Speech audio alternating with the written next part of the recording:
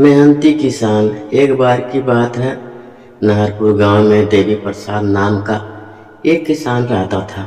उसकी आर्थिक स्थिति ठीक नहीं थी, लेकिन वह किसान बहुत मेहनती था।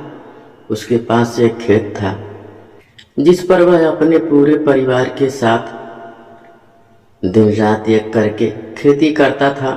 किसान यह जानता था कि बिना कठिन परिश्रम के हम खेत से कुछ अधिक पैदावार नहीं कर सकते।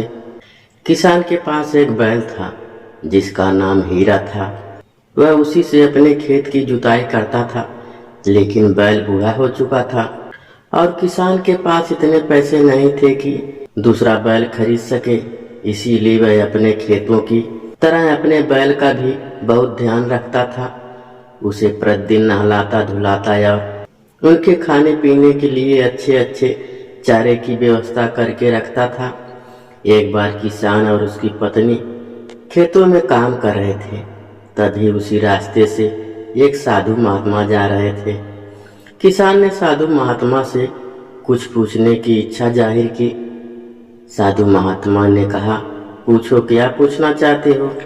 किसान ने साधु महात्मा के चरण स्पर्श करते हुए पूछा, महाराज, हम दिन रात एक करके इस खेत में मेहनत करते हैं, लेकिन हमें पूरे साल के लिए पर्याप्त अनाज नहीं मिल पाता। हम क्या करें? आप हमारा मार्गदर्शन कीजिए।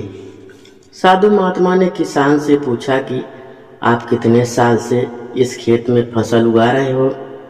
किसान ने बताया कि महाराज, पहले जब भी बारिश होती थी तब हम बीज डालकर चल जाते थे, लेकिन मुझे अच्छी फसल नहीं मिलती थी।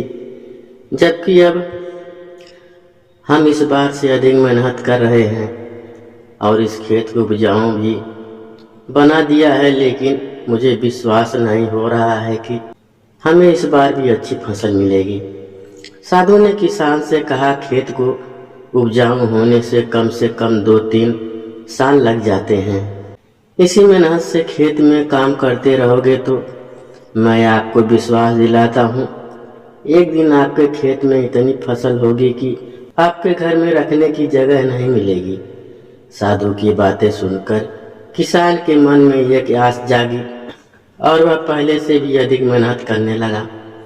अगले वर्ष बारिश भी अच्छी हुई और किसान के खेत में फसल भी बहुत अच्छी हुई। उस साल ठीक वैसा ही हुआ जैसे कि साधु ने बताया था। फसल कटने के बाद अब किसान के घर में अनाज रखने की जगह नहीं बची, जिसकी वजह से किसान ने कुछ अनाज को बेच दिया। देखते ही देखते किसान उस गांव का सबसे बड़ा आदमी बन गया। इसके अलावा उसने और कई खेत खरीद लिए, अपने परिवार के लिए बड़ा घर, गाड़ी आदि खरीद लिया। इस तरह से किसान को अपनी मेहनत पर अटूट भरोसा हो गया कि अगर इंसान चाहे तो अपनी मेहनत के बल पर कुछ भी हासिल कर सकता है। कहानी से शिक्षा, सफलता केवल उन्हीं को मिलती है जो मेहनत या कर्म में विश्वास रखते हैं।